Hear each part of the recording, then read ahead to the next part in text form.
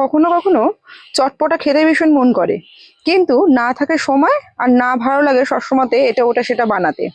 তো ফ্রিজটা খুলে একটু দেখলাম যে কি আছে, দেখলাম 8 পিস মতো পাউরুটি আর কিছু ভেজিস রয়েছে। তো ভাবলাম এইগুলো দিয়েই একটু শর্টকাট উপায় কিছু একটা তৈরি করি, যেটা খেতেও খুব ভালো লাগবে আবার খুব কম সময়তে হয়ে যাবে। তো আমি এখানে একটু ইনস্ট্যান্ট পিৎজা তৈরি করার চেষ্টা করেছি।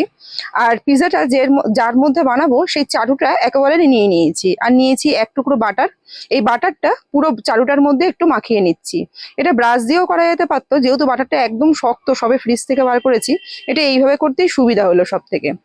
এইবার যে 8 টুকরো পাউরুটি আছে সেই পাউরুটির টুকরোগুলোকে এর মধ্যে একটু বসিয়ে নেবো।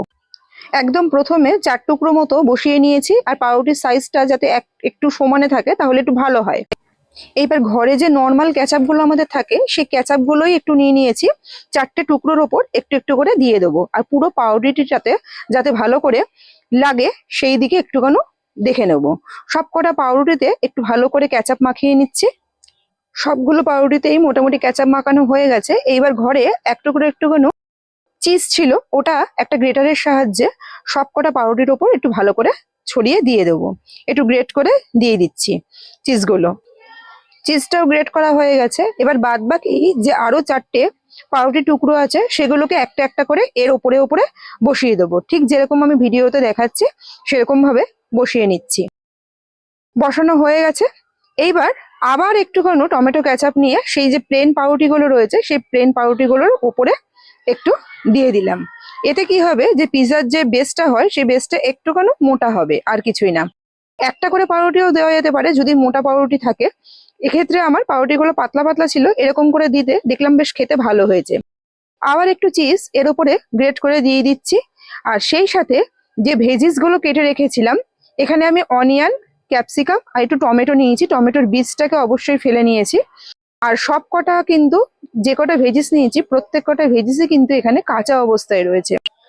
এই ভেজিস গুলো একটাও কিন্তু আমি কুক করে নিয়ে নিই।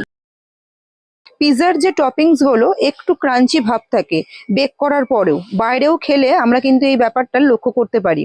আর এইগুলো যেগুলো আমি দিচ্ছি একটু কাঁচা অবস্থায় খেলে কোনো সমস্যা হয় না। ওই জন্য, আর যদি আপনাদের কারোর মনে হয় যে এগুলো একটুখানি কুক করে নিলে ভালো হয়, তাহলে নর্মাল একটু হালকা সাদা তেলে টেলে নিয়ে কিন্তু এটা এর উপরে দেওয়া যেতে পারে, কিন্তু কাঁচা অবস্থায় দিলে একটু খাবারের টেস্টটা অন্যরকম হয়। এর ওপর দিয়ে আবার একটুখানি চিজ দিয়ে দিচ্ছি গ্রেট করে, তাতে আর একটু চিজি ব্যাপারটা থাকবে। আমার এখানে প্রায় সমস্ত কাজই কিন্তু কমপ্লিট। শুধু এবার এটাকে নিয়ে একটু ওভেনে দিয়ে দিলেই কিন্তু একদম এটা রেডি হয়ে যাবে। এটাকে 10 মিনিটের জন্য একটু ওভেনে দিয়েছিলাম একেবারে লো হিট করে। এরপর আরো 5 মিনিট রেখেছিলাম একদম গ্যাসের ফ্লেমটা বন্ধ করে। তাতে কিন্তু অনিয়ন আর ক্যাপসিকামটা সুন্দর কুক হয়েছিল। আমার ঘরে একটু অরিগানো সিজনিং ছিল, তাই এটা আমি একটু ছড়িয়ে দিয়েছিলাম। এতে পিৎজার টেস্টটা কিন্তু অনেকাংশে বেড়ে যায়। যদি না থাকে কোনো ব্যাপার না, নর্মাল কেচাপ দিয়ে কিন্তু এটা খেতে খুব সুন্দর লাগে। আশা করি এই শর্টকাট পিৎজার রেসিপিটা আপনাদের ভালো লেগেছে।